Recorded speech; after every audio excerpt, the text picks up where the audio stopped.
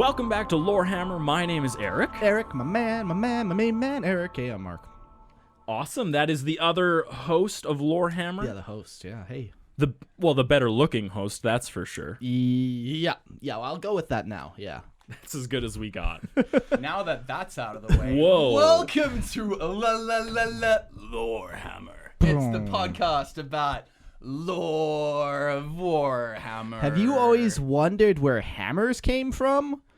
Early stone cavemen discovered the hammer first by tying a rock to a stick. What? Using camel hair. I wouldn't have known that unless And that is the lore Are of you the hammer. bullshitting me? Or is that real? You know, He was that. Yeah, He was the one conducting this experiment. Yeah. I'm the hammer. Mark, you can't just do archaeological digs in your backyard and expect us to take it as truth. Wow, buried treasure. Look at this gold foil. Mark, that's a gum wrapper. No, man, it's 60,000 years old. Yeah, so that's, I guess, my new pastime, digging in my backyard. Good to know. For science purposes, For treasure. obviously. Yeah. Today we are doing, well, you know what? I guess I didn't introduce... Excuse fucking me. You didn't even Dylan. recognize that I'm sitting here next to you. I went through all the effort to come all the way over here. A 14-hour drive. So when did Lorehammer get it in their budget to be able to afford the #1 Lorehammer guest? Like, you guys obviously have gotten a couple extra clicks from here and the last time I was here. What on earth makes you think that you're worth any amount of money? Hey man, the votes are in. The votes are in. It has been decided by the people. I am, in fact, the best thing that has all ever happened to Lorehammer. I am your #1 asset. I think that's why you need to be on today. Okay. I've known a lot of people, and I've not known a lot of smart people, Sure. so including myself. Sure, I can tell. So the by fact way you that said we're smart. yeah, exactly. The fact that we're able to vote doesn't really prove anything. It just means that a bunch of stupid people have an opinion. You know what happens when Yeah. people vote? What? Yeah. You get Bodie McBoatface. You not get true. Bodie McBoatface, You know what? Dylan. That's You're not- a meme in our community. I'm sorry to tell you. I don't know if you ever knew that. I don't know if you ever knew, but I am a real individual with a growing war band. See, these will be your last words before the studio burns around behind you guys. Glad I could infiltrate on in here, but the love is strong, and it makes sense that you want to use me to your own advantages, because I am that popular. oh yeah. The greatest asset. We had a vote The on greatest. Discord. Sorry, did you say greatest or greenest? Green. Oh, they're the same word. I mean, let's be real. Let's be real. Big D Dylan, the greenest asset that we have. Freaking Mark hits me up. He's like, "Yo, we need to find out like who's the best. What do people want to listen to? Who's the #1 Yeah, guy? yeah, I Who's the re- I most regret attractive that. man in Lorehammer? Who's the I regret smartest? that. And I was like, "Don't worry, Mark, I got you. It's you know, I know you're a man of self-aggrandizing, creating two podcasts about yourself. But you know what? Let me take the reins this time and be the person that posts it. And you know what? Lo and behold, I'm the hot shit. Sorry, guys. I think I'm on the up and up. I definitely did see a lot of love sent towards you during that thing, but I will say it felt weird that you were the one running the contest, and lo and behold, you just happened to be the #1 pick. Like I'm almost wondering that you're whispering people and you're seditiously being like, you better vote for me right now on this thing. If you ever want to see your child again. I scroll every single Jeez. reaction every day That's to see right. those names, to embed them into my brain. So one day I can thank you in person. Thank you. I love the votes. Love the respect. If you have no long time idea coming. what we're talking about right now, it's because on our Discord, Dylan has ran a little bit of a contest, Mark a popularity. asked me. It was his idea. I don't know, man. Because he didn't want to do it himself, because they were like, I can't do this. I'm the chapter of the Discord. I'm the friggin' master. I don't want to talk to the plebeians, I think was my direct words. You know, I've never up been here. about talking to the people. Yeah, guys I'm have up no there. idea and what he says they're behind your back, listeners. way Yeah. down here. Yeah. Anyway, regardless, I like the couple of throws out to my girlfriend Natalie. It was like 5 votes. Makes me happy. She's a part of So this Warhammer. is why I'm saying the things are nice. rigged. I didn't even get a single vote. No, could you repeat what you said to me before? Did you not get a vote on that? I don't even know if my name was on it. No, you're not a guest. You're a freaking. Oh, that makes sense. Because I was about to say I didn't see any votes for Eric, but that's probably because my name wasn't there. Didn't want to embarrass y'all. I mean, Yeah. at the end of the day, The 'cause real- I was also in there. If you didn't notice, I had the most votes. It's the one with the highest Fuck number. That's me. Oh Yeah, my yeah. God. Oh, I saw that. I saw that. I heard about it. Yeah. I fucking heard about it. I have been hearing about it. Say what you said to me before about Okay, so There was a moment, because you had every single person that we had on there, even if it was only for one episode. Correct. It's like 20-something names, yeah. Yeah, and one of my favorite moments of watching that whole popularity contest unfold was at one point, Christian had 5 votes for, we love Christian the most. And then scrolling way down at the bottom, you see my girlfriend, Megan, who has 4 votes. And she, now this is not her fault. She was on one of the worst episodes. She was on a Tau episode. Tau Sphere of Expansion, where we basically just bitched for 2 hours to her. Like, Megan, and this is why this is dumb, and Megan, this is why. She's like, what the fuck is this podcast that you guys do? Why is it just so full of hatred? But I'm glad she got the votes. Yeah, but all I'm saying is that Megan was almost as popular as Christian, Dude, who has been on a lot of our episodes. You promised us he would never come back. This is your fault because he's a returning guest. He got that 1 extra vote. Just being that 1 extra episode. That's all it took. You know that all you have to do is look at Lorehammer's track record of bringing Christian back on, and you know that we cannot keep our word. Clearly, Like, bunch of liars. any promise we give you, all you have to do is be like, but didn't you tell me Christian wasn't going to be on again? That's why you don't make promises. You just say soon. Exactly. TM. You just say, I don't know, maybe. Can I confess? That 1 extra vote, I actually voted. That was for you? Christian. He got my 1 vote. So, I recently had him on a bonus episode. I know. He was a great guy. So what are you doing with once you compile these votes? What are you doing with it? Well, I printed it out and I enlarged my name, and it's now on multiple walls inside my house. Right, so no right, matter right. where I am within my own home, I can at least take my clothes off and look at my names and see how many likes I've got. And, you do a little bit of a nipple twist when you say, "Ooh, Dylan." Oh, it's a whole ritual. It's a whole 23 dance. votes. Yeah, there's a reason. Yeah, let me I don't have a webcam. let me throw a number at you that's just gonna make your feelings get hurt. Don't hurt your brain there. I know counting for you can be a struggle, but do your no. best. Reading. I'm a great math guy. That's why I thrive at Warhammer. You want to know 2 + 2, 4. Okay, That was fast. That was pretty quick. That was really fast mental More than I thought it math. was gonna be. let's start this episode. We're doing a listener lore today, I guess. Yeah, I'm so happy we're doing this. Listener lore number 18. Holy smokes, yeah. Listener lore episodes, if this is your very first one, what we do is we ask you guys for your terribly thought out lore, horrifically written, chunky, hard for us to get through, but what we do is we try and struggle our way through it, and then we, I'm using air quotes here, we critique it. Yeah. Like we somehow think we're like professionals or something, like that we have like Yeah. book writing experience. Ooh, I can read. Yeah. And I can use knowledge and talk, like stupid stuff. So we'll do that after, So you just read people's hard work, all the hours they've spent into writing all this shit out, and you just make fun of it. Is that what you're telling me? You're just gonna belittle all these people? I would never. No. It's critiquing. Oh, okay. Minor criticism. Yeah, just Jazz are soft. You know what LTL's up to? Yo, let's bring it back to me for a second. My God. Let's talk Warhammer, the better podcast of the Warhammer umbrella. Don't know if you've heard of it. Patreon.com/Let's Talk Warhammer. But in 2 days' time, we are doing our own listener lore episode. Have you heard it? Have you heard? Wow, so what's with other podcasts just stealing our tried and true stuff? So first we got Star Wars, now we got LTL doing lore. almost like they recognize real talent. Yeah. And they're like, well, I have none for myself. Yeah. I got 17 votes on the Discord. That's I right. must be pretty hot. I must be shit. popular. 25 and counting, and also that's my gig, okay? My entire podcast is just people being better than me and me reading their shit. But in 2 days' time, we're doing our own version of the listener lore. If you're interested in listener lore, which is going to be lore slammers, all right? Okay. I'm gonna slam that lore down. It's going to be roast my listener lore. We're going to take all this bullshit that we're reading now. You know what? I could steal this story, and I could do it better in 2 days' time.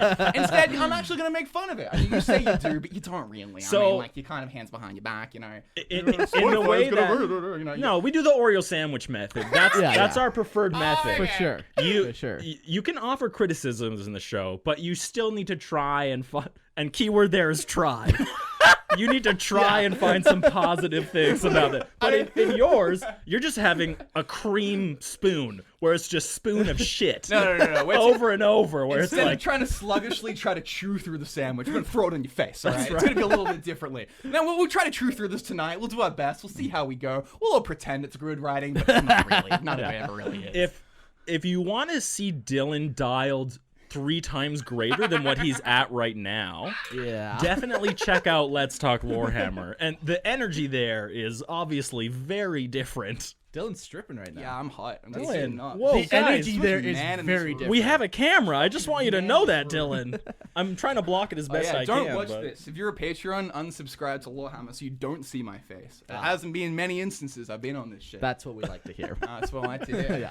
Yeah, I don't think you understood. We actually don't like telling people to not be our patrons. What? We No, actually dude. prefer to You tell don't get them. it. No, reverse psychology, man. People fall for it all the time. Look, I'm You not a just tell them reverse not to do it. psychologist.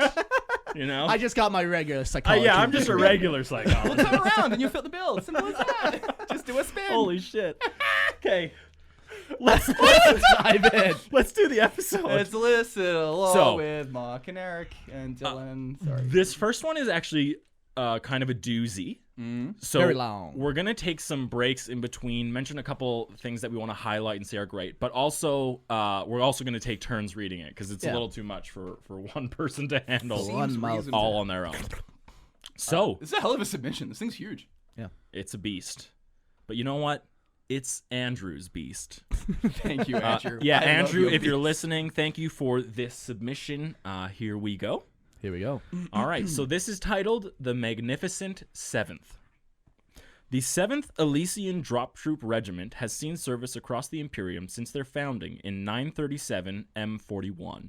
They were founded initially to help fight against a Necron tombworld belonging to the Sotek dynasty, and subsequently saw action against Tau incursions around the Damocles Gulf.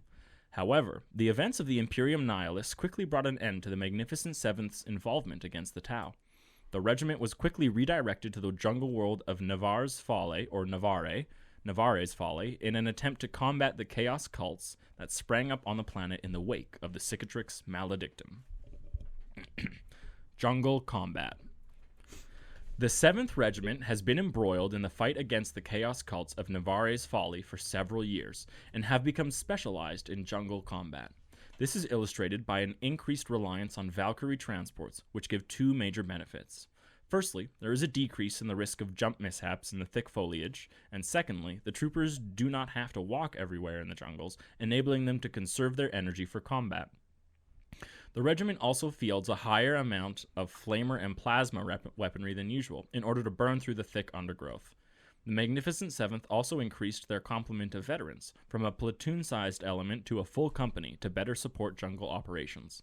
This veteran company has 2 major roles. The first is deep reconnaissance patrols to locate and potentially destroy cultist hubs in the towns and villages, acting as the regiment's eyes and ears as they move to root out the heretics.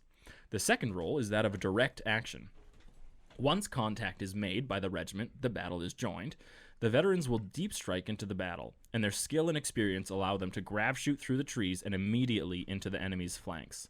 Aside from the increased use of Valkyrie transports, the 7th Elysian heavily utilizes their supporting complement of strike aircraft.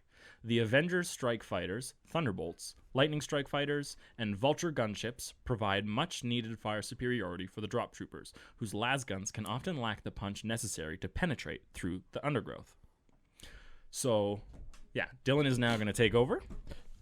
Are we talking about what we just read, or we just keep going? If there's anything cool you want to point out. Yeah, he said it would be easier to drop in if there was thick foliage, but that just means he would hit more shit. I thought that too, but I just Right? like, man, like I've never jumped out of an airplane into a forest before. So I'd say if I jumped out of a plane, I'd not want to gonna go be through ideal. free space, not through Yeah. a series of trees. Yeah. That's my only gripe. It's well written so far. Now they do have grav chutes. I So- was so thinking they about can this steer too. themselves, Yeah, I right? can pull Okay, up an okay. Elysian drop troop. They do have grav chutes, Sure. but still. Well, it's pretty cool. But that's They can- maybe their specialty. That's Yeah. why they're so good on this planet. So They're if anyone can do it, it's them. It's them. Gotcha, Yeah, gotcha. I because it think is tough. That's cool. I like that. Yeah, good The argument. thought yeah. is that instead of traveling 300 kilometers through the jungle, Right. they travel 300 kilometers through the air, and then they only have to navigate the distance between the air to the ground through jungle, as opposed And if to 50% of them die during that, it's fine. It's Yeah, the you guard. just get more. You just get more. Yeah, if they have aerial control, they should be fine. This is a picture of an Elysian drop Oh, troop. sick. They have these like pretty decent sized jetpacks. It looks like you can Get steer around. that thing. It looks like Yeah. you could land on a branch if you wanted to or some shit. Yeah. That's pretty cool. Yeah, okay, it checks out. Yeah. Yeah, it's not like they're free falling.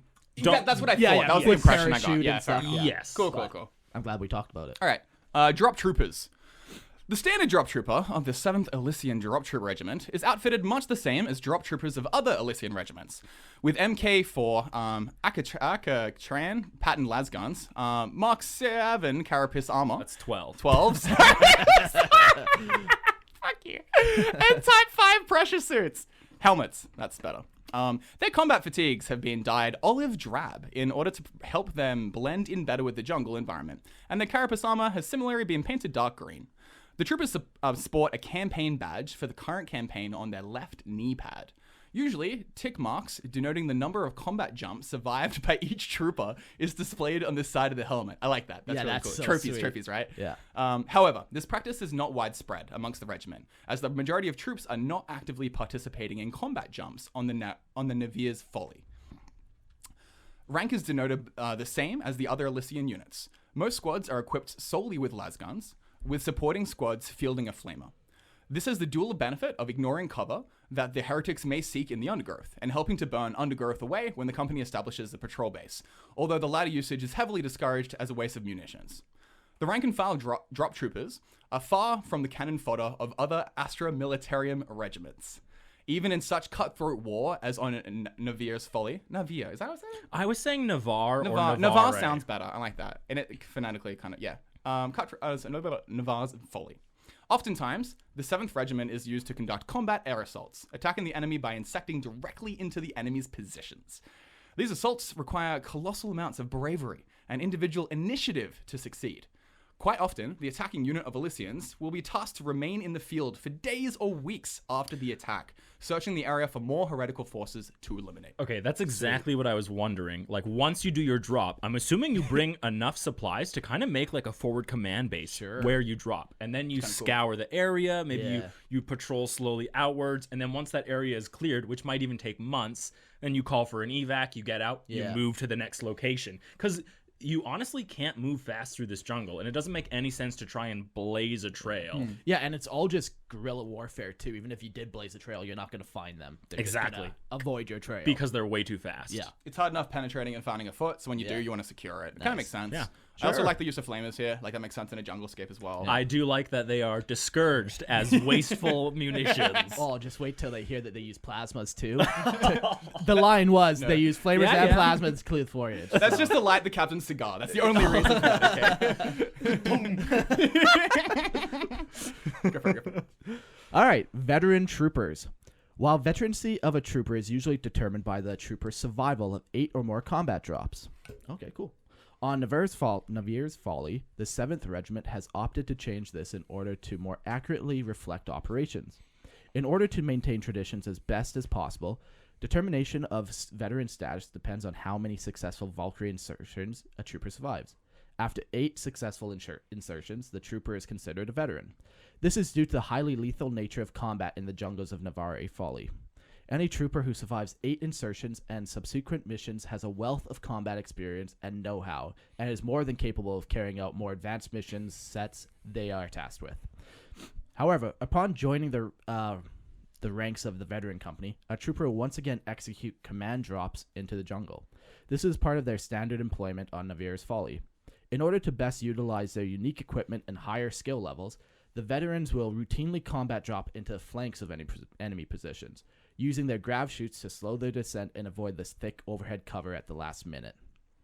This tactic allows the regiment to retain its tactical flexibility while also reducing the risk that large numbers of troopers will get caught up in the trees before they get to the fight. It's cool that he is bringing up that. Yeah, he's gone. It's he's pretty completely well fleshed it out, right? It's very well thought out. From our original question, yeah, absolutely, yeah. Outside of the direct combat actions, the veteran company fills any important role in the guerrilla fight against the Chaos cults. In order to locate the hidden camps that the cults operate out of the veterans, the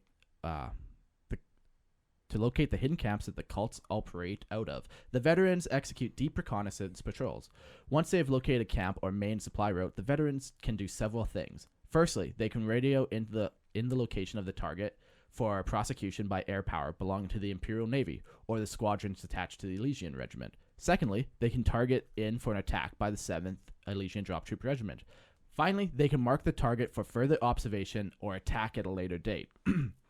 While the veteran troopers of the 7th Regiment are equipped with the same body armor as the standard troopers, many have elected to trade their generic olive drab combat fatigues with a more distinctive tiger stripe camouflage pattern used by the Planetary Fleet PDF. Okay. This is less a mark of respect for the PDF and more of a desire to stand out and be distinguished from the cherry line troopers. Is that a thing? He puts quotation marks, cherry line troopers. I'm not an army guy. Yeah, I've never heard that either. But I'm sure someone who's listening is an army guy, and they'll be able to tell us. Okay, perfect. I love sweets and desserts. Yeah. Oh, you cherry line trooper, come here and give me a big old kiss. Someone sent in a picture of him sitting on a tank eating a cherry, and it's like, okay, no. Fuck. Along these same lines, many of the veteran troopers paint the backs of their helmets with crude image of the Tungani, a native species of felinid predator. That's cool. Yeah. Additionally, the veteran squads tend to be outfitted with higher proportion of plasma guns than the standard drop troops. This maximizes their effective combat power, enabling the veterans to pack a larger punch than a similarly sized squad of troopers would pack, especially when the veteran combat drop into the enemy flanks or rear. Veterans are dope. Yeah. They're real cool. Yeah, I like that tiger stripe camouflage pattern. Yeah. Like super strong. Someone explained something to me. Yeah. So the way that regular veterancy is normally determined is 8 or more combat drops. Yeah. Correct. But on Navarre's Folly, it says after 8 successful insertions. So I wonder, do we know the difference between a combat drop versus an insertion? They all sound to me like they're coming out of an aircraft. It sounds like a combat drop is the action of the dropping itself, whereas an insertion is probably the whole operation. Okay. That'd be my guess. That would make sense. So they have to drop, they have to do their reconnaissance, they have to fight, outflank. You do a combat drop to insert. Right. That would be my okay. That would be my idea, yeah. But like it's still weird. Like if you drop 8 times, you're either dead or you do win. Maybe you don't die. And if you're dead, you don't veteran. I mean, I guess, yeah. It sounds similar enough where it probably is the same thing. Yes, maybe maybe Andrew can have some clarification for us once he listens to this. I do like that he does have like the way to veterancy and how you do it. It's like a special thing. Yeah. It's close enough that you can see its roots, but he makes some kind of distinction that it's supposed to be his own. I like that. It's cool that like this regiment, he is coming up with his own traditions specifically because of this planet. Yeah, too, the tiger stripe, being one of those, the Tugani, which if you're paying attention, you'd realize that those are cat girls. Correct. Wait, what? He's doing felinid are the cat humanoid species. Oh, so wait, are these troopers like? So they're putting like. Are they idolizing these? Which I'm assuming are explicitly, maybe even pornographic images of these Tugani on One their can helmets. hope. But also One can having, well, that's only hope. fantastic. I mean, they're obviously leaning into that. They think they're beasts of the forests, being, veterans. They're going to lean into the things that exist in the forest that are fierce or ferocious. And so it kind of makes sense that they're putting that kind of imagery on themselves. I love it. I love the visual descriptions. I think that's what intrigues me the most. It's very cool. Yeah. These guys seem hardcore. Yeah. All right, let's move on to their vehicles. The 7th Elysian Drop Troop Regiment makes extensive use of its attached attack and transport squadrons. The terrain and foliage covering Navarre's Folly oftentimes makes utilizing ground vehicles difficult off-road. However, the regiment has had some success in using drop sentinels equipped with heavy flamers to burn enemy cultists out of their defensive positions. The sentinels' all-terrain capability allows them to weave between the trees and overcome difficult terrain. Taros assault vehicles and Taros Venators are also used, although not as widely as the Sentinels. The thick jungle undergrowth of the planet is highly restrictive and greatly inhibits the otherwise mobile wheeled vehicles. However, the lowlands of Navarre's Folly do host wide grasslands, which offer more opportunity to exploit the speed and maneuverability of the Taros platform. Additionally, the vehicles will sometimes be dropped as part of an assault, terrain permitting, where their grenade launchers, flamers, and las cannons lend weight to the assault. Cool. Sick. Yeah, pretty standard. Yep. Regimental and company commanders. So the regimental commander is Colonel Harry Hal Morris, Hal being obviously the nickname. Colonel Morris has led the regiment for the better part of the last 20 years, replacing the original regimental commander after the former was cut down by a squad of Necron Lichguard while attempting to fight his way to the overlord leading the army. A grizzled veteran of innumerable combat jumps, Colonel Morris holds absolutely fast to the belief that his steadfast Elysian drop troopers will eventually root out the last of the heretical scum on Navarre's Folly. And his quote is, "Get up and jump out, boys! You can't kill the enemy from up here!" Colonel Morris. That was good. Nice. That was That's perfect. perfect. I like your interpretation. I really liked that this regiment is new, and specifically like they made a new regiment, they sent it to this planet. It has a purpose. Yeah. Yeah. I cannot stress how much like that's pretty much why new chapters or regiments are created, to combat a very specific need. Sure, they don't just randomly make it. I mean, they do, but It has It's for meaning. fun. Yeah. It Yeah. has No, I purpose. really like that. Yeah. I was wondering if how old this regiment was, but I like that the planet isn't only jungle. I kind of get tired of those mono environmental planets. Definitely, where yeah, I all completely I agree have with on that. this planet is ice. All there is, there's sand. It gets everywhere. I hate it. It makes it easy for storytelling. It's like, it's a nice world. And it's like, does it have to be? You know? Exactly. So in this one, at least we know there's really thick jungle where the cultists are hiding, and then there's also grassy lowlands. And so I like the fact that he says normally we fight in the jungle, but we even have a way to deal with grassland assaults. yeah. That's freaking cool. I like it. All right. Navarre. That's how we're saying that, right? However Say it you again. want. Say it again for me. I say Navarre or Navarre. I like that. Navarre's Folly. Named after the explorator, Magus, who first discovered the world a millennia ago. Navarre. Thank you. Every time I say it wrong, correct me. I got you. Navarre's Folly is a paradise world composed of several large continents. Didn't we just discuss? It's Separated by large oceans. Okay. All right. This guy's in our brains, man. He knows what we're gonna. It's just crazy. All right, the landmass covers approximately 1/3 of the planet's surface and is covered in thick, dense jungle, except for the poles. The local population inhabits several large cities, with smaller populations spread out in small villages or towns. There are a number of resorts sprinkled across the planet, ranging from seaside beach villas to sprawling highland retreats. Since the beginning of the cult uprisings, some of these resorts have been taken over by the Astra Militarum and the Imperial Navy, as their private spaceports facilitate the shuttling of troops and supplies onto the planet. The standard Imperial tithe does not apply to Navarre's Folly. Thanks, dude. I'm so glad you're here with me, man. As its population has been deemed too low to adequately supply regiments of Astra Militarum for service. Instead, the planet pays its dues to the Imperium by allowing scattered bands of Magus biologi to comb... Yeah. Are you mocking me? No, no Are flattery. you making Mockery is fun flattery. of the way I sound? No, I love it. Dirty. I am.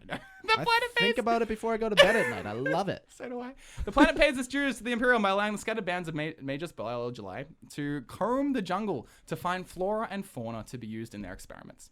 The PDF that Navarre. Why can't I say it? You'll get it eventually. Is able to produce a little more than a paper tiger. Fair enough. They present the image of a well-protected, secure planet in order to attract patrons for the results. For the resorts, that is. But realistically present little threat to a determined adversary. It is this laxity that allows the chaos cults to take root in this otherwise pristine world. Okay, so there's like movers and shakers in this world. There's like some kind of upper class thing going on, you know, there's it's fine a paradise dining here, world, right? Yeah, exactly. I love that. I love that aesthetic. That's really cool, you know, that This is meant to be a world where there's no fighting, there's no problem with like an uprising or rebellious population. The only hard choices on Navarre is determining which felinid you want to spend the night with. That's the tough choices they have to make. Also, where do you want to eat? You know, there's got to be a lot of different... What tropical drink do you want to put in the system? That's all going to be good.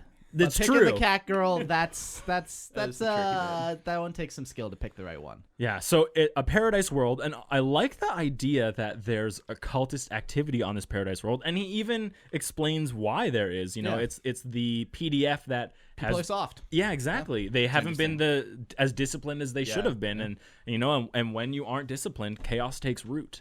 Being rich makes you soft. The rich comes here to be soft. Eat the rich.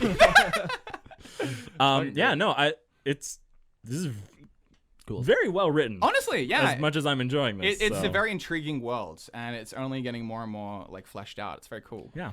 Ready? The Cultist Uprising. Uh-oh. After the aftershocks of the Cicadictrus maledictum's traumatic birth ripped across the galaxy, the inhabitants of Navari's Folly thought little of the event. After all, it was a peaceful planet, and the PDF made a good show of competency. Unfortunately, the Great Rift awoke several nascent chaos. Nascent? Okay, what does that word mean? Not dead, but like hiding. Dormant. Dormant's a good way. Okay. Woke up several nascent cults on the planet, driving them to begin their nefarious plans to rise up and claim the world for the Chaos Gods. These cults established support areas in the expansive wilderness of Navari's Folly, taking advantage of the thick planet growth that greatly reduced the PDF's ability to detect and observe their activities. The isolation from major population centers also enabled the cultists to establish a network of support between local villages and spread their corrupting influence further and further, setting up offshoots of their cults across the world. The first signs of trouble began when the cult of the Red Disciples overran and slaughtered the inhabitants of one of the planet's beach resorts in an orgy of wanton destruction. Hundreds of inhabitants and resort patrons were wiped out overnight, their heads stacked into a pile and the blood used to draw profane symbols dedicating the land to the slaughter of corn. The bodies were never recovered. Rough. Oh. Those ones were dedicated to Slaanesh, but we don't need to get into Yeah. with them. The PDF responded too late to fight the cultists. Subsequent massacres occurred at the other resorts and villages across the world, with the PDF almost always failing to either prevent or drive off the cultists. Off-world reinforcements were hesitantly requested, and only in small numbers initially, as the planetary governor did not want to give the impression that things were out of hand. Initial reinforcement proved too little to effectively combat the cultists as well. Though the reinforcements, several regiments of Cadian and Catachan units, proved effective in combat, there were simply not enough of them to cover all the ground that was needed to deny the cultists resources and safe haven. The arrival of the 7th Elysian Drop Troop Regiment. I always read Cadian as Canadian. It's so close. But it's not Canadian, it's Cadian. Canada stands. Canada? Yeah. On guard for thee. There we go. There's a bit of culture for you guys. There's a little culture. International Canadian culture for your ears. The 7th Elysian Drop Troop Regiment quickly responded to the second request for aid from the planetary governor. They quickly assumed responsibilities for a large portion of the northern continent.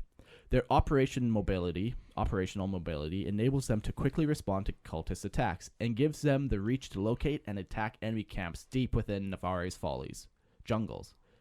It's funny. Sometimes it's Navari's Folly. Sometimes it's Navari's Follies. Both. I would say if you see it's Navar Follies. Navar's Folly is what it is. So Navar's Follies. Yep. Is what it should be, I think. I don't know what folly means in a geographical context. Like folly, you have to have. It's like a ford. Like a fjord. Like a fjord. Is that what you mean? Yeah, that's like a windswept plain, right? Like hills and stuff. You fuckhead. The regiment has been responsible for uprooting several major cultist base camps, as well as many smaller heretical camps, and logistical hubs and supply lines. Progress is difficult to measure, however, as the cultists can easily re-infiltrate an area after the legions depart. The local forces that are left in place do little to deter the forces of evil. Additionally, with the losses inflicted on the heretics are usually great, the bodies are usually not recovered for purgation by flame. The heretics' losses are readily replaced by more souls corrupted by the influence of the Great Rift. Meanwhile, the Elysians' losses are not so easily replaced. Due to the grueling nature of war, the 7th Elysian Regiment has managed to produce combat regiments from Elysia. Unfortunately for the regiment, the arrival of those replacements is unpredictable and most companies are under strength. Cool. Wow. Okay. So that's Andrew's stories about his Elysian drop troopers that are on Navari's Folly. So we went through the genesis of the cultist uprisings. Yeah. They arrived after the advent of the Great Rift, which makes sense because Games Workshop constantly talked about how that kind of shook loose all of like the the cultists throughout the entire galaxy. Sure. You know, kind of Cultist Uprising spiked and chaos activity like found roots where it should never have before, right? So I like Right that in they our tie hearts. it. Yeah, oh man. Oh, no. Right in our hearts. Oh man. I like that Andrew ties it into that. I think Yeah. it makes complete sense. Yeah. Yeah. I really like that, yeah, his bad guys, the cultists, are just as fleshed out as the good guys. Like, we know what their motivations are, kind of. It's know just to their... spread chaos and discord. Yeah, and, like, there's a lot of information on even how they operate and what they kind of do. So. What are their targets? What are they Yeah. looking to do? There's also some mystery to them. What Yeah. did they do with these bodies? this What's is the all- purpose of it? They're clearly not fucking around, right? You know, Yeah. they're making some moves. They obviously have a very well fleshed out communication network because Yeah. they're going from place to place. Even so as far as like when the Elysian troops clear something out, Yeah. they go back in. Yeah. When they know the Elysians are gone. Yeah. Yeah. That's like some good intel on their part to learn that. You also got to wonder is who's controlling them. You know, like is it some one person or is the purpose just for bloodshed and stuff? Is there some greater goal that they're doing here? So They can move quickly too, which is the threat. Like they wipe the whole place out overnight. Like that's pretty impressive. They sound dangerous. yeah. Let's go. Now, when they're talking about guerrilla warfare, it's like, how many guerrillas are we talking about? At least They- 500 gorillas. That's a fucking war. There's nothing scarier than a weaponized gorilla. Were Let's be you real. alive during the ostrich wars there, Dylan? Oh and us? yeah, the gorilla- the emu, the emu wars, battles and the yeah. ostrich wars. Yeah, I was there. Yeah, Yeah. I led the charge against the emus. Oh my God. Wow. You know, I was Is that strong. how you as got a- that scar on Yeah, I your head? did. It was the emu pack, and you know, I rolled and tumbled, and it was a big hard war. But you know, this is all the foundations of what I'm building my war bands together. You know, we learn our lessons. You know, the emus were a formidable adversary, but hey, the next battle against Warhammer will go much more swimmingly.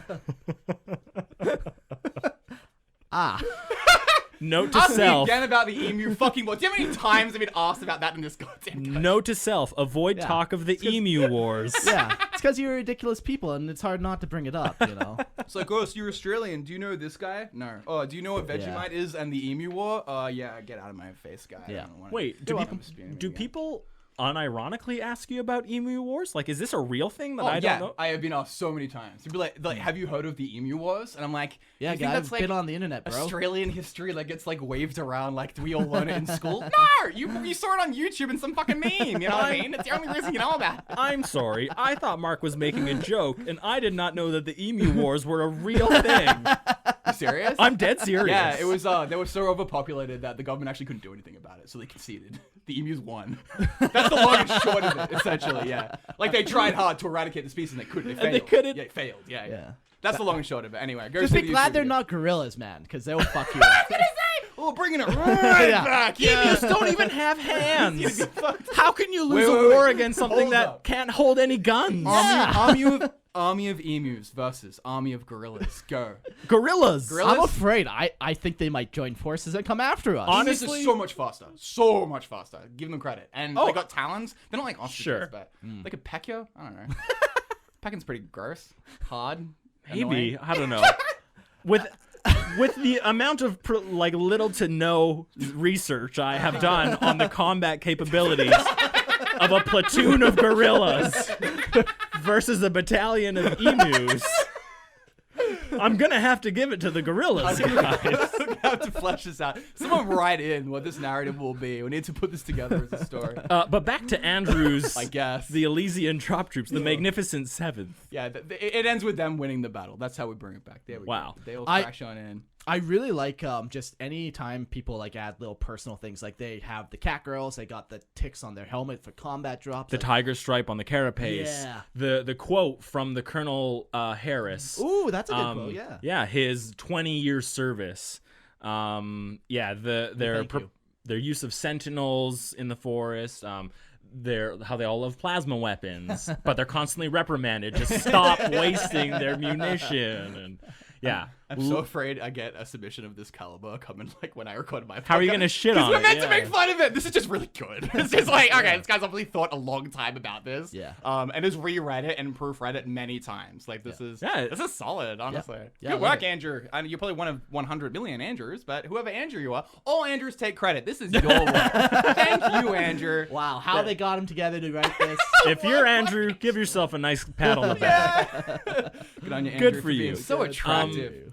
Can you think of anything that might be missing or that you think is still unanswered? Honestly, I don't know. For me, I don't know. Like they got their purpose there. They're gonna do it. Yeah. I want to know their defection rates. Has who the crosses Chaos over, yeah. Cult ever spread into the PDF Yes. Is there PDF or this Yeah. planetary governor? Is he under some kind of scrutiny for the fact that he's kind of allowed this laxity to happen? They talk about how the PDF it just is like a veneer of competency. Yeah. You know, has anyone dug into it and tried to take down the root of this rot? Yeah, it's gonna be some kind of corruption. Like, I'm more curious to know, like, the governing bodies on this planet, like how deep that corruption goes, whether they are leaning more towards the side in the Astra Militarum, or whether they help them out, or whether they, you know, fall to their own corruption and kind of secretly help the cultists in selfish ways, you know, to get small gains and small advantages. And these questions might seem like very specific, but Andrew has like built a pretty fleshed out thing for us that we get to ask these questions. We get to actually dig and kind of peek under things that we normally can't do in a lot of people's stories. But this has been very well put together. Andrew, thank you. No, really, seriously, thank you. This is so refreshing. Yeah, it's very cool. Way better than the stuff they send into LTL. Than Hey? anything. I write all the submissions to my own podcast. Don't even worry, it's all fucking made up anyway. It's all made up. Matt and I make it all up. Is this Betus? Is that a new submission? Yeah, that's insane. Yes. Oh, so we have 3 or 2? We're gonna do as many as we need to tonight. Yeah. I've always liked drop regiments. Very cool. Yeah. I'd collect. Yeah, I feel like I don't see nearly enough of them. Are they Forge World models? Yeah, like Elysian drop troopers. I don't even think you can buy them anymore. So Okay, so it's a discontinued. I think they just did last year, yeah. So I one of see. our guests for a couple episodes back on LTR was the Elysian dropship people that are making the rule yeah. set for it. Oh, That were on okay. that That Discord, and we like talked to those boys. Yeah. the book that they're writing. Exactly, yeah. And it's like there's a whole friggin' army of people on their own Discord supporting it and contributing to it and stuff like that. So it's cool to see like someone's fully fleshed out lore that's, you know, kind of like loosely based on it. But it was cool. I just wanted to connect those points. Go back, listen to LTL. Go on. Yeah. No, that interview was pretty cool hearing all that kind of stuff. Talking to those guys, they're all awesome. Definitely go and support them if that's what you're interested in. If this story speaks to you, look how hardcore that guy looks. Look at those he looks angry. lips. Well, you know, we had to kill his He best looks a little friend. upset. Yeah, I think he's definitely killed a few best friends, I think. Yeah. No, not killed, but he's watched them die for sure. Well, you know, chaos roots into the cult, and you have to kill your best friend because he's now a cultist. Sad. Why are you cultist, Billy? Yeah, Elysian drop troops definitely something that aren't highlighted enough in the like fan culture. You know. Yeah, like you hear all the time about Krieg, but Legion's pretty fucking sweet too. Yeah. Mm-hmm. No, that's cool. All right, let's read more. I need practice actually roasting some of this. Okay. Fucking... Okay, well, let's start with this guy's name, Betus. Ah, dude, Roast Betus. this guy. All right, Betus, more like fetus. You know, like why are you gonna be a Betus? It's not a very nice name. I clearly don't put the believe wrong man in charge of roasting here. You know what, Dylan? No one's great on the first try. So Do you want to take another go at it and see if you can come up with something better? my maybe take a friends, minute, it's so nice. write some jokes if you need to. Okay, we'll record this episode. We'll release it. I'll listen back to it, and then I'll think of a better joke. Okay? Nice. And then I'll come back to And it, you'll and I'll scream it. DM it to you, and then we'll have a laugh individually. But you don't get that as a listener. You don't get that. You don't.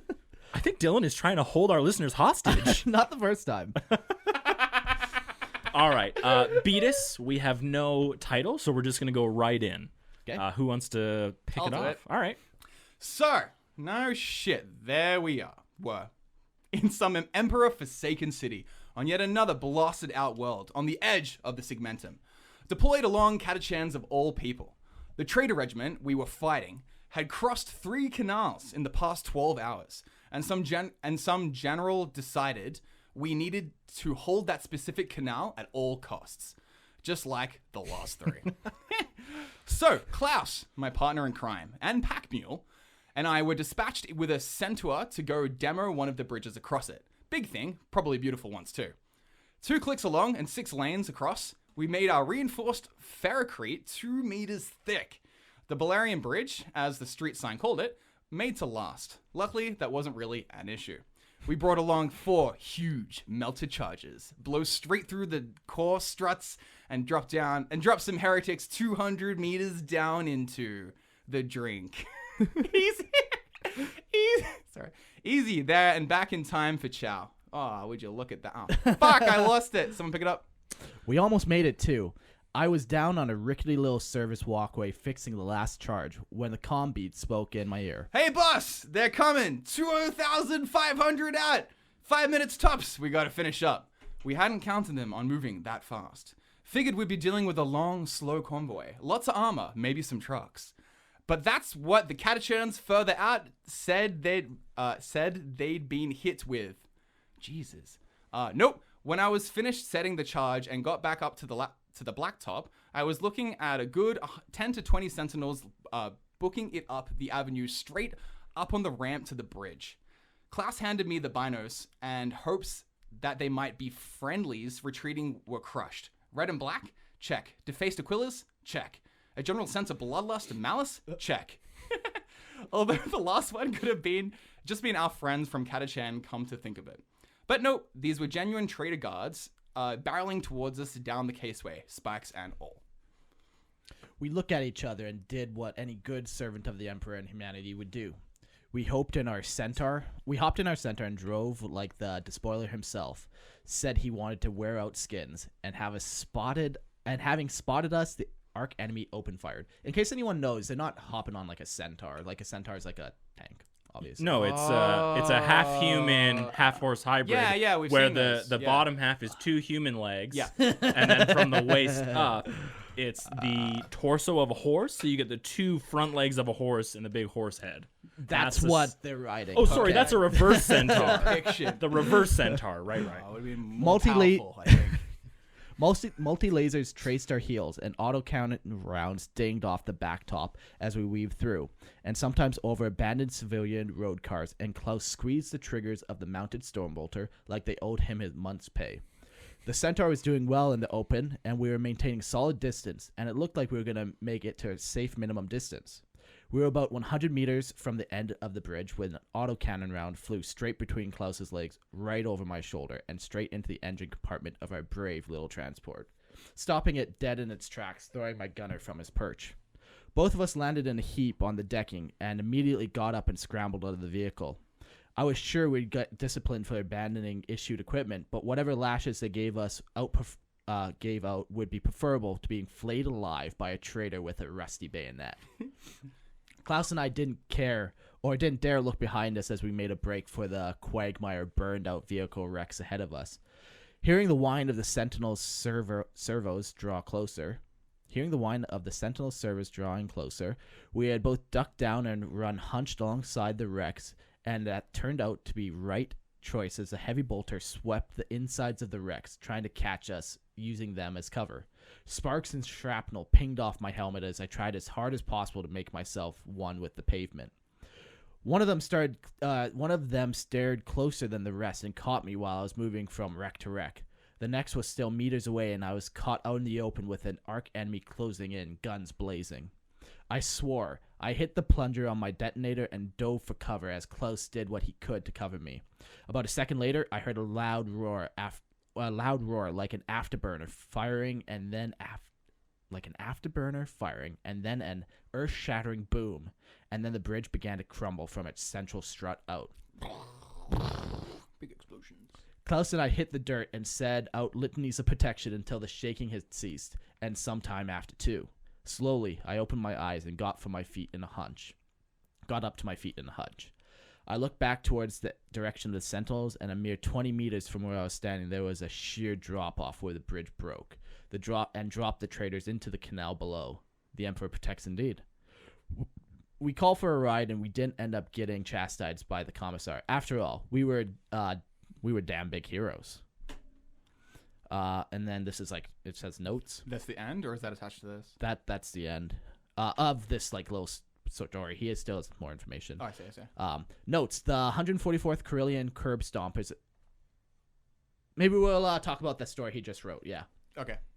Very cool. I really like actually the way it's written. It's written, It's a guy telling a story. Yeah, it's very awkwardly worded, but it's intentionally like a guy. Yeah. Yeah, it makes a lot more sense if you take the time to pre-read it, and then you can add inflection and emotion. Like there's lines up top that are like so Klaus, my partner in crime and pack mule, and I were dispatched to the Centaur to go demo. Big thing, probably beautiful ones too.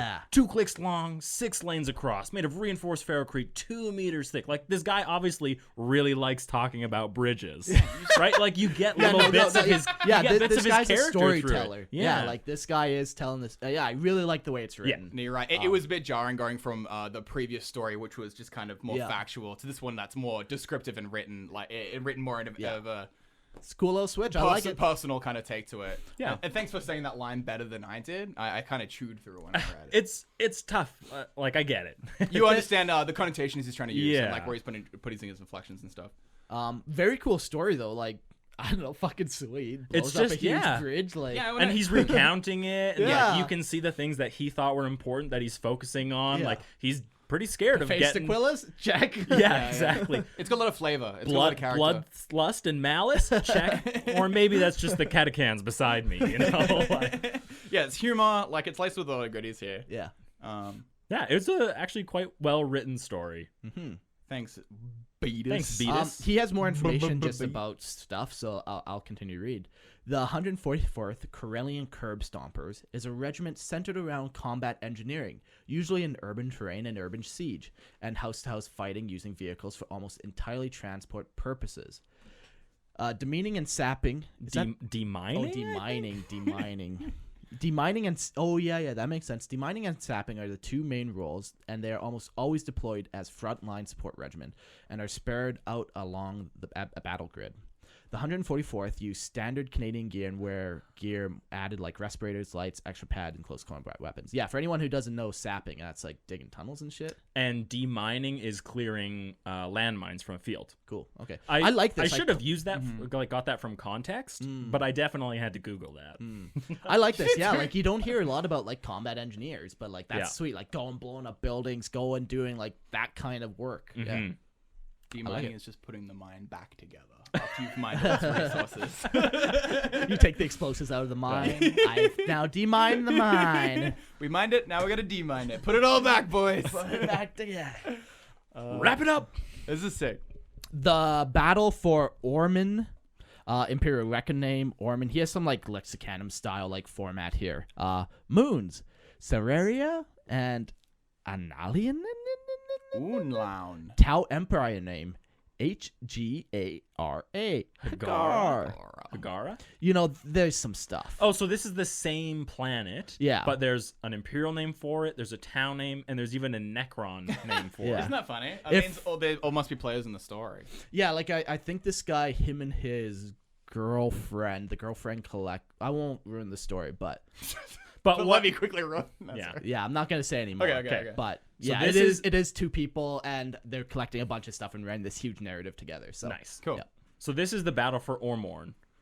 Imperial record name Ormorn, moons Ceridon Aunlan. The Tau Empire name Hagara, moons Soria and Sycia, and the Necron name Gamma Carinae, moons Tnokti and Aquile. Aquile. I'd say that. Similar to Holy Terra and a quarter bigger, Ormorn straddles the line of the Tau Empire. Long before the Tau claimed the planet, the Necron claimed this planet and destroyed all life on it, before going into the Great Sleep that the Silent King put them in. For when he returns, him and his warriors will conquer the galaxy once more. The Tau Empire discovered it only recently. The planet has thick jungles, snow-capped mountains, oceans, rivers, deserts, and valleys. The planet was ripe for settling. A thick asteroid field was on the outside of the moons, which have raw materials for mining, which the Tau exploited for them without having to mine on the planet. When a company of Ultramarines landed on the planet, they saw it was settled before them, but the inhabitants were gone. Only thing that was left was their housing, no sign of a battle. No corruption or any vehicles were left, just empty space. When the Ultramarines moved in and they claimed the land, they realized they were not alone and discovered it was a tomb world where the original inhabitants woke up. The 8th Company was quickly being overrun. A signal for help was sent, but it never reached its target for unknown reasons. The company numbers were quickly being dwindled. Only a small handful of Ultramarines were left. After salvaging weapons and ammo, fortifying what they can and plan precision strikes, they destroyed what Necrons that had awoken. When reinforcements finally arrived, Reboot Guilliman and a few companies of Ultramarines landed on the planet. A blinded and mute Captain Skjorn and a small force of about 40 Marines was all that was left. Seeing the bravery, sacrifice, and dedication, Reboot Guilliman gave the planet to Skjorn.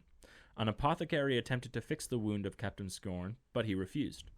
Years passed as the Ultramarine 8th Company became the Ghost Wolves, the Armor Black, eye lens light blue, face mask red, the right shoulder pad gray. Unlike typical chapters, they do not have role markings. They use colors. Green for infantry, elites deep red, fast attack charcoal, and heavy support deep blue. As the years progressed, the Adeptus Sororitas sent a small force to the planet, which they made the Order of the Iron Shield. A small Astra Militarum sent a small force which grew into Ironhound Regiment. Adeptus Mechanicus sent a Mars detachment to one of the moons. With the asteroid belt that surrounds the planet, it has a near infinite, I'm assuming that's supposed to be infinite resources, as asteroids race past. I know, but why would you have a near finite? You either have finite or it's... So I think it's supposed to be a near infinite. Near finite mean infinite. Yeah. I think it's supposed to be, it has a near infinite resource as asteroids race past them that are rich in minerals. Yeah, so almost infinite. There you go. House Hilogmi was the last military organization to move to the planet. The planet is a republic. All military leaders and civilian leaders make up the government on the planet. The human populace votes in the elect officials. Is this written by the same people? This is also Betus? It doesn't have a name. It doesn't read the same. So hold on, that's the Ghost Wolves. Where did you get to? Sorry. The Battle for Ormorn. Yeah, that should be the same people. I'm just reading that too. What's crazy too is so they mentioned the Ghost Wolves. Yeah.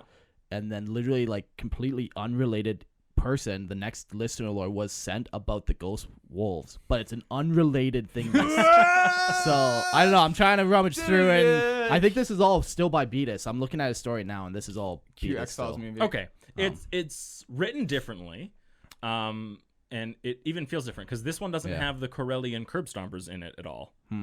Right? Maybe So I'm messing this up. no. Whatever. Let's kind of discuss them separately. So Sure. do we have anything else we want to share about the 144th Korellian curb stompers? No, it's cool. It's a cool story. Yeah, I really liked it too. I liked seeing the perspective from someone very different who's kind of retelling a story to a bunch of people in his crew. It was very cool. Yeah. His choice of how he's telling the story and how he's delivering us the lore. Like, it's a stylistic choice, but I think it was well delivered. Mm-hmm. And so then we get a little bit more information about the Korellian curb stompers. They're centered around combat engineering. They use standard Cadian gear with more gear like respirators, lights, extra pads, all that stuff. Yeah. And then we kind of step into a completely different I think it world. is by somebody else. Sorry, I It's forgot to put a right. name. It feels different. The language feels different. It is. Yeah, I Yeah. just forgot to put the name down. Sorry. Whoever wrote this next one, I'm gonna find it right now. If somebody reads it, we'll give you a keep shout talking. out. I can keep talking about Yeah. it because there's a couple things we can. This is a popular planet, hey? cover. It has a lot of quite the history. Yeah, it seems to be like a lot of people actually want to get their hands on it. So it has A lot of assets, Imperium, it has Tau, it Yeah. has Necron. Started And with Necron. I kind of think that it makes sense because of how resource rich it agree. seems to be. He's justified it, yeah, with its exactly. popularity. Yeah, I think a lot of times people build these planets and they're like, oh, everyone's fighting on it. Everyone wants to be here. Yeah. But there needs to be a purpose. Like, there's no reason to throw bodies at something if the only reason is to throw bodies at it. Yeah, and in a lot of bodies too, like, you've really got to justify it. It can't Yeah. just be like, we need stone. It needs to Yeah. be We like, oh, no, need there's some stone. technology here or some shit, Like, when we were playing, it must have been 5th or something. When was Dirt World, Mark? Dirt World. Yeah, Dirt that would have World? been What's like that? 6th edition. I 6th think we were edition. What's playing. Dirt World? So when we were playing 40K, we needed a reason why all of our armies were all on the same planet fighting each other. Because it didn't make any sense that, you're fighting on one section of the galaxy and then the same person is also fighting on the next one. So Gotcha. we said that all of our battles took place on Dirt World. But one of the stupid things about it is there was no reason for any of us to be on Dirt World. Yeah. Other than dirt. We want that dirt. Exactly. So I like that. Oh, you got the name? Oh yeah, I did. Yeah. Jeremy. Jeremy wrote this, and he also did write the Ghost Wolves as well. So I just put the names in weird spots. I see. So it makes sense that they're connected. Yeah, I now. just did the dumb, you know. We don't hate you. You're really bad at copy pasting. It seems simple, Tough. but in practice, Eric taught me a new thing. You can copy paste without formatting. It's a crazy world. yeah, out you there. go like format and then clear formatting. It's nice. It's crazy. Yeah, it's kind of crazy. I have learned a thing or two since doing my own podcast. How to copy paste. You know what's weird? My mom, like, I don't know, 5 years ago, not even, I had to teach her how to copy paste. She wasn't aware that's a thing you could do on a computer. And I saw her manually doing shit one day, and I'm like, you can press these buttons, but she doesn't know how to press buttons. So it didn't really help, to be honest. But there's the story, and I appreciate it. Old people are dumb. I love you, bum. I love you. The story's sick. It's cool. And sorry I forgot your name, Jeremy. Thank you for taking the time to write it. So I'm trying to get through the history of Ormorn. There's a lot. It's very thick. So there's a lot of events. And first people are the Necron. Yeah. They find the world and they go to sleep. Yeah. And then Tau rock up. And the next are the Tau. So the Tau Empire discovered it only recently. Well, because that's definitely the order that he puts it in. But then they should have left. Because when but then they introduced the Ultramarines, yeah. So when started in, yeah. So the reason why is because when a company of Ultramarines lands on the planet, they saw it was settled, but the inhabitants were gone. So I don't think we ever hear why the Tau left. I would imagine because there's a fucking tomb world, and they were fighting the Necron. They're like, fuck this. Yeah, when the Ultramarines moved in and claimed the land, they realized. But there's no sign of a fight. Tomb world, and the original inhabitants woke up. So I think it went. Necrons and then Ultramarines and then Tau. No. No, when a company of Ultramarines landed on the planet, they saw it was settled before them, but the inhabitants were gone. Only thing that was left was their housing. No signs of a battle happened. No corruption or any vehicles were left. Just empty space. The Tau could have just left. They could have known. And then so I think that's something I want to know. If you're gonna tell me that the Tau landed on the planet, like if I know the information that it's Tau there, I'd like to see if I can find out why they left. Yeah, what was the point? What was the purpose? Right, what's the purpose of telling me that the Tau were there other than showing us that there were houses here already? Other than Jeremy showing us that he knows that the Tau is a race in 40k. And wants to insert it into his story, you know what I mean? Right. And I think it's so cool. If the Ultramarines are bumping into the Necron, like are the Tau bumping into the Necron? So I'm a little curious what that more interaction, I think. What that history would be. Yeah. Like I get the desire to like flesh out the history, but sometimes I think you need a little bit more to really get the feeling across. Because I don't get what's trying to be communicated by saying, "Oh, the tower, we're here at one point." Yeah, I think he's just trying to appeal to Mark, to be honest. Maybe. I think so. I am curious. So Captain Skjorn, and a small force of about 40 Marines was all that was left after, I'm assuming, the Tomb World woke up. Yeah. So an entire company of Space Marines, which is 100 Marines, give or take their, auxiliary forces, are completely wiped out to 40 Marines, which that's not that big a loss when I think about it. Like a 60% loss rate taking out a Tomb World? Yeah, that's not bad. Yeah, that's not bad. It seems to be pretty good. They've obviously done this before. I would say this is not their first Tomb World. It's not their first time fighting the enemies of mankind. Yeah, I don't know. There's nothing wrong with this story. I just don't like when you put Ultramarines in. I read Reboot Gilliman's name. It's just a little tough. He did there's nothing in here that was like, well, that doesn't happen. But it's just like the 8th Company is a thing. They have their own history. You've taken them and you've killed half of them. Right. In the current timeline. Exactly, because Reboot is alive. Reboot's alive. So I kind of have an issue with that. But what are you gonna do? You like the 8th, plays the 8th. What am I supposed to say? Yeah. But, I agree that this isn't how I would have written it, but I completely believe that this could have happened. That's the thing in the 8th's history. Yes, I believe that. Yeah. So I like it. Yeah. The change though from Ultramarines straight to the Ghost Wolves, maybe because he has another section where he talks about the Ghost Wolves, and maybe we'll hear a little more about it. But how often does that actually happen? I think that's kind of common, right? Yeah, like there's a couple good examples, especially with Ultramarines. Like you have like Sons of Auror and like. So they all were Ultramarines at one point. Just the captain and I think the command. Okay, so that could be like 40 Marines. Yeah, like it could happen for sure.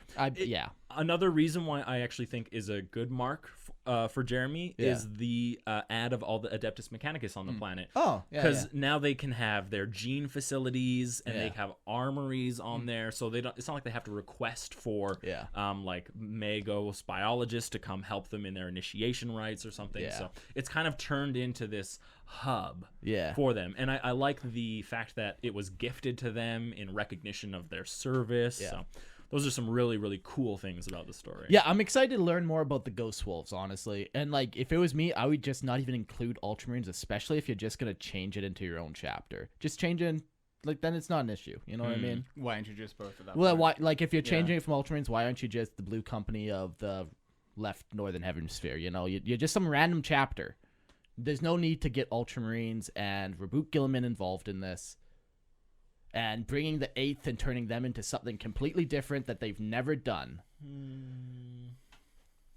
But it just makes the story that much cooler. It dials it up. I don't know. I You're think adding these epic elements. I'm a piece of shit and I can't overlook Look, it's it. grandiose, you know? Like, right? And that's obviously the angle. I think he's just trying to insert too many things into one thing. I think more concise is better. But this may be an example of that. I'm excited to read about the Ghost Wolves because that's his own thing. It's not. Yeah. Yeah. Let's go into I don't have to. We don't have to pick this apart so heavily. Let's read on. Yeah.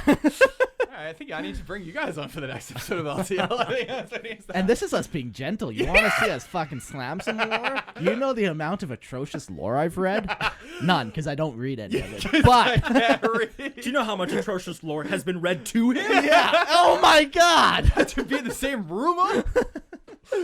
Okay, let's read about the Ghost Wolves. Ghost Wolves. At the age of 11, all males that want to become a Space Marine must go through trials. These trials determine their dedication and survival instincts, and a gauge to see if they're able to survive the process of becoming a Marine. There's the Trial of Honor. This is the first stage. When the child decides he wants to become a Marine, he is taken from his home and is isolated from his family. They are told that some will become a Space Marine and some will not. They're put on a strict diet, daily exercise, and a strict sleep pattern. They memorize the names of the fallen that came before them or were killed in battle. During this trial, 3 months into it, the second trial by ice. A group of them are stranded in the northern regions and are expected to survive the harsh and bitter cold.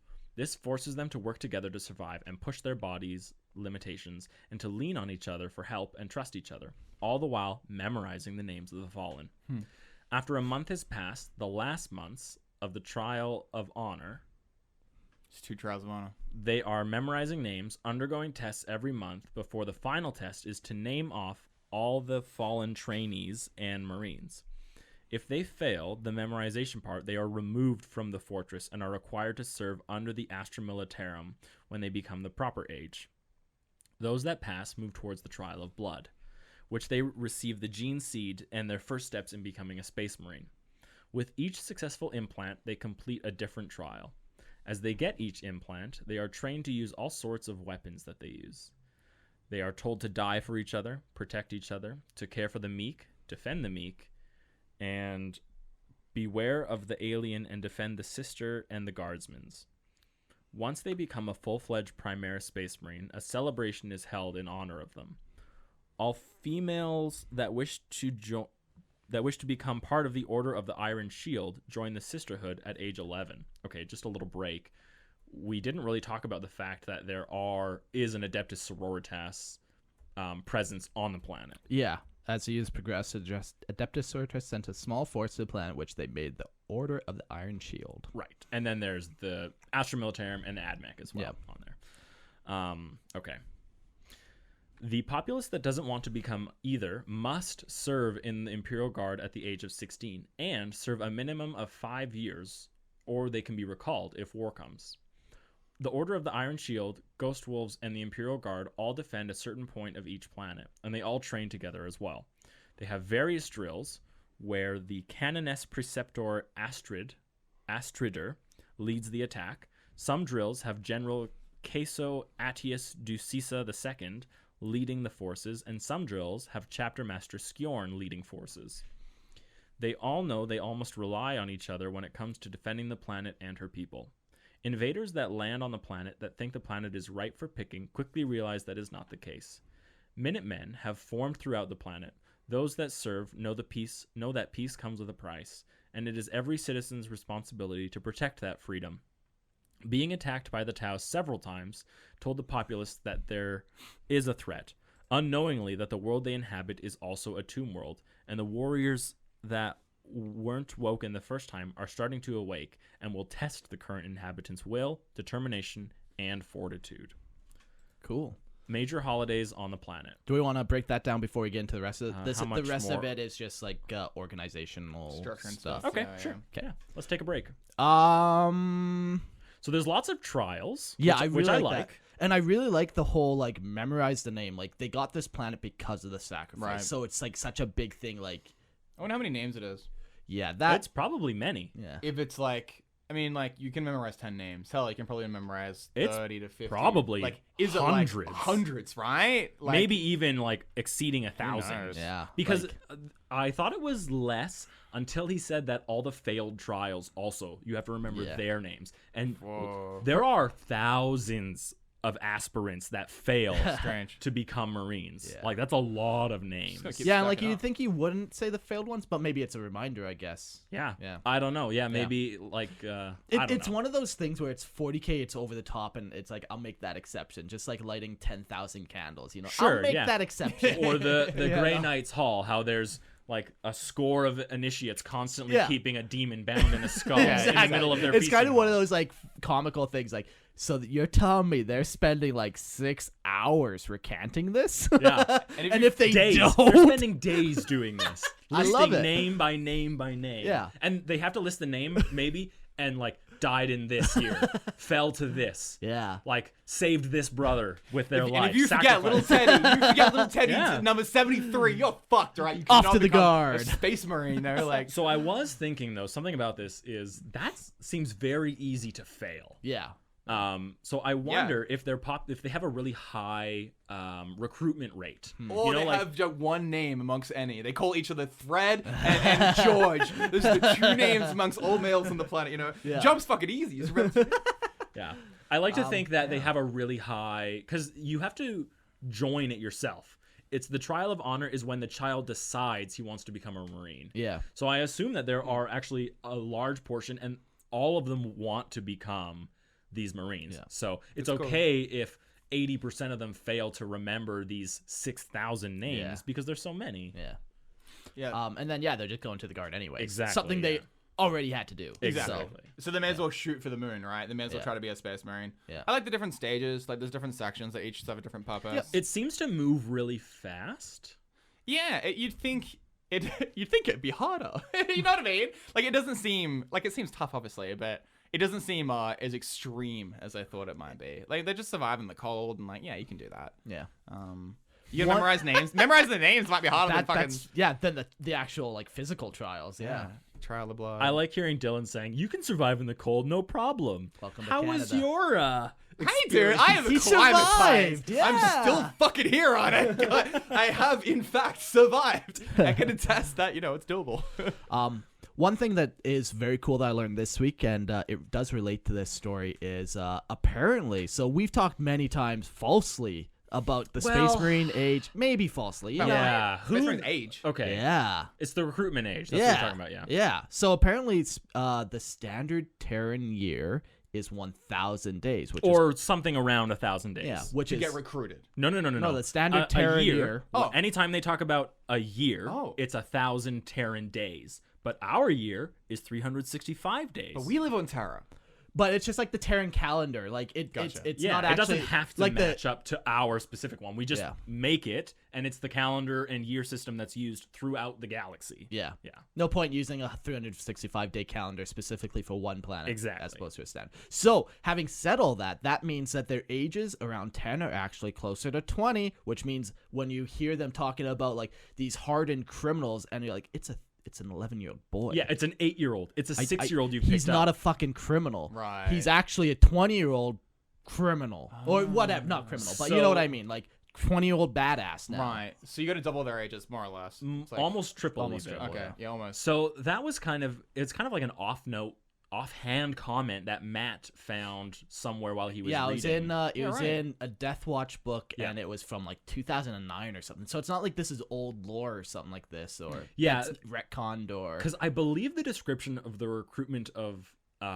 Marines was spelt out in the 90s. Yeah, and in that one they do tell you that they get them young. Yeah, and I think that for me, maybe I just assumed it meant little. And it was only until this 2009 thing that they actually gave some kind of clarification of what young really meant. Yeah, I don't know. I mean, doesn't that make the year like year 100K? Yeah. 40K? I thought about that too. Right? Because isn't that number based on like the Terran years that's the we live in? And if that time scale is all fucking out of whack now, then welcome to 100K, guys. Welcome to 100K. Yeah, people have been asking for it, and now you know we're in it. You always hear people say like, "Oh, I want to play 50K." We've already done it. We've done it. That's we're in 100K. That was last decade, century. What's 10,000 years? I don't know what 10,000 years. But it's cool to think about that, like when writing stuff, because that was always a thorn for me. Like they're 11. I'm just gonna go kick them and be a Space Marine now. You know, like they're not gonna do anything. Yeah, I agree that I thought a lot of that was weird. It would be kind of neat if Games Workshop could clarify some of that stuff, but I do know 100%, I'm willing to bet anyone, if they try and clarify it, they're going to be like, well, time dilation works weird with the warp, and maybe on some planets it is 40K, and on some it's 80K. So as much as I want there to be a definitive answer, I'm very confident that no matter what answer I get, I'm going to be like, well, that was bullshit. Yeah, we're grumpy. So. I like justifying it. You're not going to take 6-year-olds to battle. I mean, like some worlds might, but it makes sense that you're a little bit older and probably can actually hold the gun you've been handed. Sure, they might start recruiting Space Marines for cadets or whatever, but like when they're actually So that's all. It's cool. Any other thoughts on this? I like the trials. I like Sisters of Battle. Yep, I like the fact that there's like that thing for them. Like, hey, I wish there was more though. Like.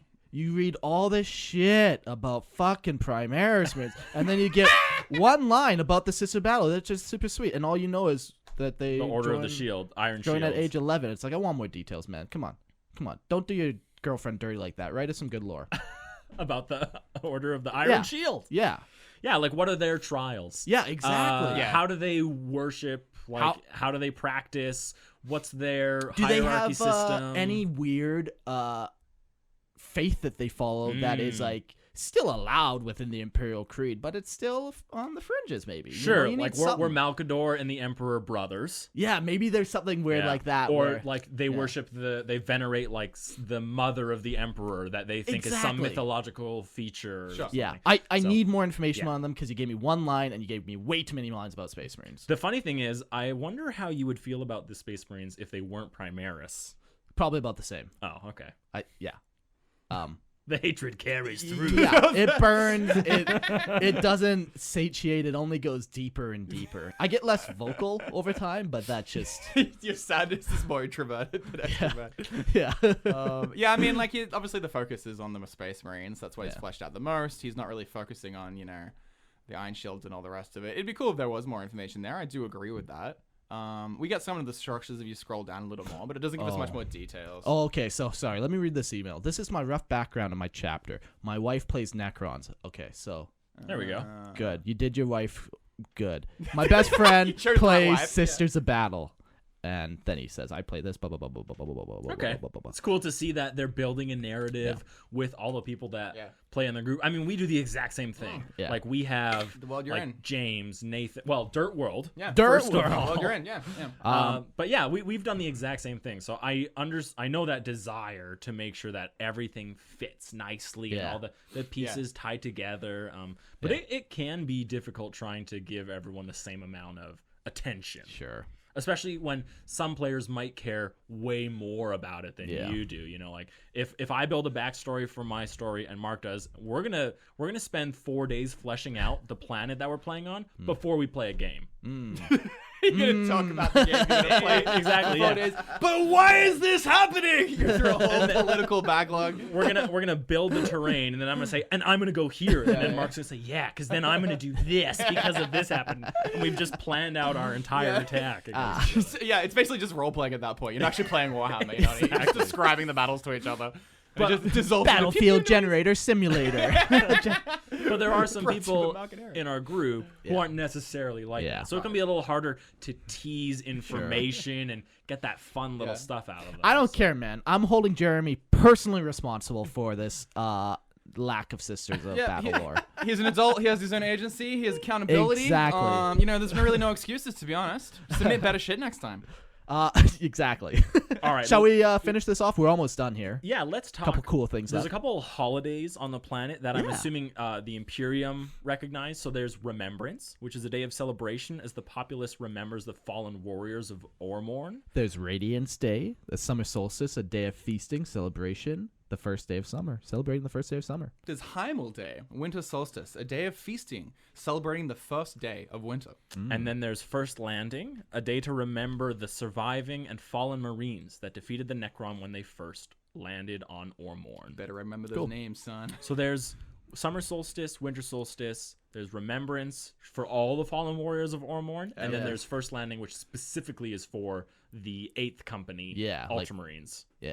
The brothers of Captain Skjarl. Yeah. And then he's laid out like his chapter organization. So the Ghost Wolves structure. Each company has a different role. First, infantry, fast attack, heavy support. Second is, these are like the different companies. Second is known for infiltration. Third is air support and superiority. Fourth is armor and dreadnought support. 5 is rangers. 6 is deep strike. 7th is airborne units. 8th is special tactics teams, and 9th is sea, air, and land. So they just do it all. What else is there to fight on? Everyone, Marines. Well, don't forget about the 4th dimension. Yeah, dude, and yes. Paper. And, yes. They fight on acid. Sea, air, land, and paper. That's it. Volcanic planets are off the table for that. We don't fight on that. No ice planets, please. The 10th company is Scouts. It's cool. It's interesting to note they have a Scout company, even though they're Primaris Marines. How does that work? Do Primaris generally have Scouts? I believe my current understanding is that they don't have a special company for Scouts, and they kind of release them fully initiated. Yeah, as just like standard tactical Marines or whatever the fuck they call it. Marines a Scout kind of thing. I kind of hope it changes. I really liked the Scout company when they had it for Firstborn Marines. Yeah. So I hope they kind of go back to that much more regimented, strict Well, nature. You'll be happy to hear that GW is nowhere near milking their Primaris line. We're going to be getting models for Primaris Marines for years. So one day... I am happy to hear. Yeah, so one day you will maybe get a Scout company of Primaris. When Space Marines are completely phased out and it's just Primaris, you'll have all the same companies that you know and love. They're just, just a couple millimeters taller. That's all. That's it. Just a little bit beefier, and, you can paint them different. But where are my Primaris Terminators? That's what I want to know. Anyways. The Inhabitants. He goes over a bunch of names. I'm going to say them. You can say them. You're good at saying the names. These are Inhabitants of the Ghost Wolves, which were a successor chapter of the Ultramarines. So Chapter Master is Skjorn. The Chapter Chaplain is Cayuso? Chapter Cayuso. That's the impression after Queso. Yeah. Chapter Librarian is Flarius or Flerius. Chapter Apothecary is Ardod. Chapter Tech Marine, Gayuso, brother of Cayuso. And then Chapter Champion is Domark. And the Chapter Standard Bearer is Nayuso, brother of Gayuso and Cayuso. This is Crouching Tiger, Hidden Dragon. This is the Kung Fu special. So then we have the Order of the Iron Shield and the Canones Preceptor. Oh, they even say how to say it. It's spelled Astrider, but it's pronounced Astrid. So why add the extra R? In all honesty, for why? Fun. Okay. Yeah, phonetics can change all throughout the planets. Who knows? I bet you $5. No, why do we have silent letters though in English? Do you know? Well, I don't think Astrid is technically English. Okay, I recall my question clearly. It's going nowhere. Next thing. You know what? Okay, let To me make language more beautiful and flavorful and to add different elements and by like, just adding random letters Let that me don't give- do language anything. isn't meant to be efficient necessarily. no. I'm sorry, Dylan. Let me give the actual correct answer. Okay. None of us know. Okay. Well, there we go. That's all I the needed real- to hear. yeah. Okay. Make our lives harder, I guess. So the Canonist Preceptor is Astrid of the Order of the Iron Shield, and then there's House Logme, which is a house of Imperial Knights on the planet as well. Yeah. I'm Jeremy plays them. assuming that it's a Mechanicus aligned house, considering there is a Forge World Mechanicus presence on it, but that also doesn't mean they have to be. And then we have the 787th Ironhounds Imperial Guard Regiment, whose general is Kaiso Attius Ducisa II. There's the 95th. So wait, did this guy, is he a brother as well, but he didn't remember Well, he the didn't names? There's no and you now in it. he's like in the guard. Yeah. He's like the one failed brother. That's hilarious. Idiot. Get wrecked, kid. The 95th Ironsides Battalion, the 961st Screamin' Eagles Airborne Control Battalion, That was perfect. the 501st Bleeding One Infantry I'll do this one. Battalion. I didn't actually mean to hurt myself. Take it down a notch. That's a giant glass object to my left. All right, I'll stay in my chair. Did you again. want another scar on your I head? mean, it was bleeding one. I didn't really want to go through the bit, but there's some sharp objects around. 795th Rocky Tip Infantry Battalion. Oh, I sound that. And finally, the 603rd Rolling Thunder Cavalry Battalion. It's the Matt, the Rolling Thunder Matt. There you got inserted in the story. So there's a lot of stuff here. Yeah. That's one way to describe it. I'm wondering. So okay, I'm assuming that there's a large human population because you're feeding a guard regiment, a couple. You're feeding a Space Marine chapter, and you're feeding a Sisters of Battle order. So my guess is there's a decent sized human population on here because their recruitment needs never end. Yeah. Never mind. Yeah, because even like most planets, even if they have Space Marines, they don't have a guard regiment. Right, exactly. You have one that you're feeding into. So there must be a large human population. My question is, like, if there's such a high military presence, why are the Tau attacking it? Yeah, and like even like why are they still there if there's a tomb world that's slowly awakening? Okay, so who knows? Obviously, why? Right. But here's how I'm your gonna. speculation? Here's my speculation. I'm gonna say because once again, the tower just like we've talked about them before. They have nowhere to go. They can't go east. They can't go north. They can't go south. It's just this is the next planet on their path. They have very limited paths. Shit, it sucks. It's very heavily militarized, but it's the only planet. That is true. Tau aren't good at avoiding conflict. Yeah, they don't pretty have good ways of circumnavigating. Kind of just happens to them, you know? Yeah, Like, they're kind of forced into like, it. oh, it feels fucking, they just rocked up. They're using the warp and we can't. So I guess they're faster than us. Yeah, know, so like- you kind of have to make sure that every Okay. planet is. That's my Yeah, justification. That's reasonable. That's not a bad one, I think. Like the fact that this is like the only path they can take. Yeah. My next one is the Necron. Just on population, similar to Holy Terror and a quarter bigger. So it's a big planet. Like it's Earth's and a quarter size. He Okay. says that in one of the lines. Anyways, Necron. Yes. Why are they still there if there's a tomb world there that is waking up? Yeah. And if there's all this military might, why haven't they just attempted to completely destroy? Like, it's not often that you hear of a chapter world co-inhabiting Yeah, like I don't. along with a tomb world. Yeah, it doesn't make sense. Yeah. Unless you're utilizing it somehow. Maybe they're using it as a part of their training. Maybe they're using it for education. At the end of the day, it just sounds like a bad party you don't want to be at. you Right, know? yeah. Like, maybe I move. feel like there's better places to form your chapter. Potentially. Yeah. And I'm Well, hold on. Weren't the Necrons wiped out by the So, Ultramarines or whatever? I think the Necron that had woken up Oh. were wiped out because they never clarified that the entire tomb world was cleansed. Are there still Necrons on? Yeah, that's the question, right? There like, are. they? Okay. Yes. Yeah. Well, that's a threat. Because they say here at the end, being attacked by the Tau several times told the population that there is a threat. Unknowingly, Unknowingly. yeah, but Captain Skjarn would definitely know. Yeah, maybe they just don't know it's a tomb world. Maybe they thought it was just warriors. Big surprise. I I feel know like you the- have to Maybe dig it's deep. uninhabited, yeah. Okay, but Like- I feel like the Mechanicus would definitely do scans of the planet Yeah. as they're looking for minerals and resources. So I think that might be a little bit of a weird Oversight. loophole that who did this? Because you'd assume they Jeremy. know. And maybe they fucking don't. Maybe there's something in the planet that like prevented them from knowing that. Like maybe they're particularly deep in the planet. You know, you can the core's crust is particularly thick that you just can't. There's scan. something unique about it, but it's cool. It creates but a it cool needs to be story said. element. I do think that that should be clarified. I agree. think there's enough things on here that if the Space Marines don't know, would the Mechanicus? Yeah. If the Mechanicus doesn't know, would the Sisters of Battle? If they don't know, would the different regiments know? Like, there's so many different inputs for information that there needs to be a specific reason why they don't know. If they don't know, then why don't they know? And if they do know, then why are they still there? You know? Right, Yeah, exactly. Yeah, sure. So those are things that I think you could really try and flesh out in the planet itself. It's cool, but I like the Heimel Day, Radiance Day, First Landing. Yeah, little details like that are always nice. What's your favorite holiday? Of this world? Yeah. Honestly, I think I'm gonna pick First Landing. Yeah, that's cool. I mean, it shows homage to the people that have fallen in the past.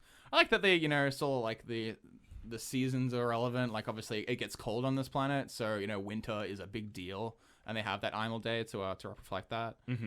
Where's Christmas? Is there no Christmas? Well, Jesus is birthdays? unreal. Oh To shit! celebrate Isn't he sitting on a throne? No, that's the Emperor. Oh, sorry, That's not the same person. Different godlike figure, very similar though. They Both both have don't long have your hair. best intentions in mind. They've both got long hair. Yeah. No, I think even though just to add elements, like you didn't have to include holidays in this. It's just kind of a cool like What take would to... what would you guys include? Let's make a holiday for this. For Ormond. It's gonna be like there's gonna be a day where all the companies come together, where there's like some kind of big celebration. Yeah, there Like has to a be like drill. a parade day. Yeah, Okay. correct. Yeah, Yeah. like a founding day, right? That would be cool. Like where it's just like a joint operations between all of them. It's just a Yeah. And massive parade. it ends with a massive parade between everyone. Exactly. It's the day that Rabute officially gifted the planet to Captain Skjorn. That's There you the holiday. That Because would be that's very when cool. it's like their Independence Day Yeah, kind yeah. of. Okay. And all the people come together to celebrate it. Yeah. Mine is going to be a harvest because obviously it's seasonal. Yeah. Yep. Right, they have the Summer, summer winter. and the winter. It's impactful. So there's going to be a harvest where all the people of the planet give back to the chapter for keeping them safe and the order and all the regiments. That kind of harvest. Yes. I thought we were talking of a Necron holiday where they would come up and harvest the population. That's the flayed ones, Mark. That's a way better. That's a holiday for the Necrons. Okay. That's a holiday. Have you ever heard of Halloween? It'd be so cool if we had like all the Space Marine holidays, but under all the Necron holidays. It's like what they look for all year to celebrating. It's like Yeah. They've just been waiting all year. when bedside alarm finally goes off. Theirs is actually on a 50-year rotation. So they haven't even experienced it yet. They're waiting for their holiday to come where they get to harvest the planet. I love Flair Day. Yeah, it's my favorite holiday. So that's nice. Yeah, it's a good one. Yeah, give me more holidays. Let's party. This is cool. There's so many cool words. I want to know like whether there was the connection between like There's so many cool the words. Kausu, Gausu, and what was the last one? There was the brother that didn't make it. Keisu. Yeah, Kausu. yeah. What's their story? I want to know. Queso. Because one's a chaplain, one's a tech marine. Like they're obviously excelling. Success. Succeeding. Thank you. There might be a bit of a story though. It's kind of cool. Yeah. That's Hey, is that it? Thanks That's all. for sharing, I was gonna Jeremy. read one. yeah. Good luck on your campaign as you flesh it all out and play some games. Sorry, That's guys. fun. Don't you know that Necron always win? Mm-hmm. It's a tomb world after all. I don't know, man. Like, heard of it. look, you put some orcs in there. I think you're gonna have the short end of the stick. I think you can go back to bed. I think. Why are you touching the levels every Because time you I talk? literally do not know how to control your voice. And sometimes you and now it feels like you're goddamn whispering and nothing is picking you up. Horrible mic discipline too What? on that guy. Hey, I hope this actually sounds good. Last time we recorded from here, it sounded like shit. All right. Yeah. I hope you guys have figured some things out between then and Yeah, now. I think all that's right? because last You time guys it was for figured like your podcast- LTL or something like Yeah. that. So it was like, But we use this studio, so I'm gonna blame this room. It's got something to do with the people in it too. You're allowed to do that. Yeah, but it is wrong. That's my line. You're allowed to be wrong. Fuck you. And I sound the best of them all. And I know because I have the most votes. You do have the most. Yeah, you know, yeah, you exactly. are the hostess with the mostest. I didn't know if I talked about that yet, but. So can I claim my paycheck now? You guys? Yeah, hungry? get out of here. Here's your check. Go Where's home. the food? Do you have Dylan's paycheck, Mark? Yeah. Oh, yeah. okay. It's not really a check, more just pocket change I have. Dylan, look, it's actually outside. I've called bullshit on that. I've seen that. I've used it as an excuse before. I came in here expecting a check, and instead I see a completely refurbished wall. You really changed up the studio here. Yeah. I'm about ready to open up the Lorehammer library for people to send their stuff in. And also the Lorehammer miniature display case. We want to Yes. put your models on the shelves. We're and video. we're gonna make an address public soon for people to send things to us that they want us to put on our shelves. Yeah. Crazy. Yeah, and we can put them on the Patreon, and if you're a Patreon, you're gonna be able to see them, and we're gonna have them in our studio for you guys. So sick. I'm excited for that. I'll have to bring something in. You need to get rid of these shitty Necron models. Yeah. Whoever put these up here is a stupid idiot. You're a shame. You're a I shame. had limited things to work with, okay? No, that's great. So last time I was here, like, obviously, if you're not looking on the cameras, because you've only got, like, 50 people Yeah. listening to cameras. But there was a giant curtain here, and now it's all changed up. Now it's like you've got, like, the kind of monochrome of the Lorehammer colors. You've got highlights of orange on these kind of, like, wooden panels that line the back wall. But then he's created all these different shelves with all these different kind of models on them and books. The whole thing's just looking a lot more personal and a lot more 40K. You guys have done a good job with this. It's cool. Yeah, Yeah. Mark did good. You did well. This place expands, man. Me and Eric, we've worked together doing like a bunch of different weird projects and stuff, like building, and I always enjoy working with Eric. Would you ever knock this down? We've been knock it down. I like no. the pillow wall. It's nice to just kind of lean back and be on the pillows. But like, We- would you ever like open this shit up? No. We are talking about redoing these sides in the video. Okay. But we're still kind of working out. Like, we want it to be pretty, but it also has to be soundproof. It has to be functional. Yeah. So we're kind of messing around, you know. So, like- And I'm not a sound engineer. No. So So you think if this room's twice as big, it's going to affect everything? oh yeah. that'd There's be also so brutal. there's Fair also no reason to make it bigger. You've like- already calibrated. Well, I mean, Yeah. it's a giant studio because you guys make so much money. That's- Oh yeah, we make like it's $20 so- a day at least off of Patreon. So I like what you've done with the place. It's cool. I need to add some my own little. yeah, Well, you bring should us a definitely model. bring us an orc model. yeah, man. we got some maybe. of Matt's models over there. That is so. true. I love You got to that. bring your one that has the banner of the it's Oh, the card. yeah. That would be cool. Yeah, What's the magic? It's a magic card. It's a magic card. Yeah. So it's and it's scribbled like "wah" on it. Or it's a something. knob. But it's a knob with a war banner. Except I made my war banner out of a magic card. Yeah. And the magic card I made it out of it was Overwhelming Stampede. So Oh, yeah. it's all done up like as if the orc's drawn all over it in his own kind of funny way. But no, that is one of the models I'm proud of. Yeah. If you want, man, you can park it over Cool. here. If You know what? If you're a listener of my podcast, Let's Talk Lorehammer, patreon.com/Let's Talk Lorehammer, you can send me an idea or send me an object or send me something, and I'll bring it to this studio and I'll plant it somewhere in this room. So maybe you'll catch it on the camera. I hope it's a bomb. Fingers crossed. You're about to reveal a dress to the fans. I wouldn't be making this joke. No, it's a PO box. You know, you're it's- gonna get dicks. You're just gonna unless boxes you of dicks. create a That's all it's bomb that's be. gonna blow up 4-kilometer radius, because that's how far away the PO box is. Now you know how big of a bomb you need to make if you It's want to my mom's house. actually. That's all it is. You send it straight to your mom's place. Whatever, get all this weird mail. What is this shit? I'm going to clarify something real Yeah. quick for the people that might not have understood Mark's joking tone. Oh yeah. I'm a jokester. I Don't like to, ever send bombs in the mail. No, you don't want to do that. That was Anthrax my is a much better weight use of mail. You don't have to worry about shipping fees because it's lightweight. Yep. Bombs are heavy. They're All right, clunky. addendum number 2 to our episode. Also, don't send anthrax in the mail. That's Unless it's to politicians, in which case, then once again, there's subclauses. Yo, it's the Addendum 100K. number 3. In the 100,000th millennium, it's a grimdark future, okay? Where we send each other friends, explosives, and it's not a good time. Well, Dylan, thank you for joining us Yeah. on this episode of Listener Lore. Thanks for reading with us. It's I know fun. it's not the normal style of episode, and it can really... Like I said, it's good practice, and thanks for coming on. Yeah. And I know I talk a lot of shit, but if you do enjoy this podcast, there is the other podcast, Let's Talk Lorehammer, where we talk about these guys. I almost thought he was gonna Me do too. us a favor. Like, yeah, if you like what they're doing. Yeah. He always brings it back. Yeah, he's a little weasel. Yeah, you created me. Are you aware of this? I am Oh my God. the power to make me, you have the power to destroy me. Mark, we are the monster. Oh, no. We have unleashed this. Thanks for tolerating me for a couple hours. That was nice. It was fun. cool. You guys have like better fans than we do. They're way more articulate. Wait, yeah, it's the same people. Right? Whoa. That's the If you guys want to send us your listener lore so we can try and read it and then talk about things we liked, but more importantly about things we didn't like, send it to lorehammerpodcast@gmail.com. That's one word, LORHEHAAME. ABCDEFG. spelling, At dude. gmail.com. So Which check is that spelled HOTMAIL.com. out. Yes, sir. Dot spelled D-O-T.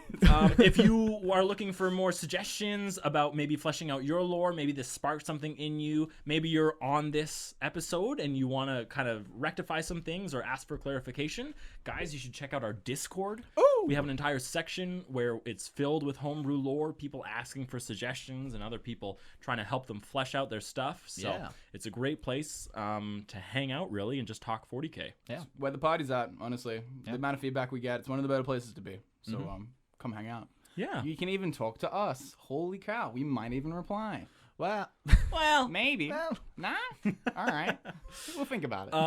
Other than that, thanks for listening, and we'll see you next week. yeah, thanks, guys. It was Thanks, fun. See ya. everybody. G'day, guys. It's another God, baby. motherfucking podcast. Jumping like a bomb blast. Think their words are leaving concussion. Okay, cool. Oh, it's still recording. Oh, wait. Okay.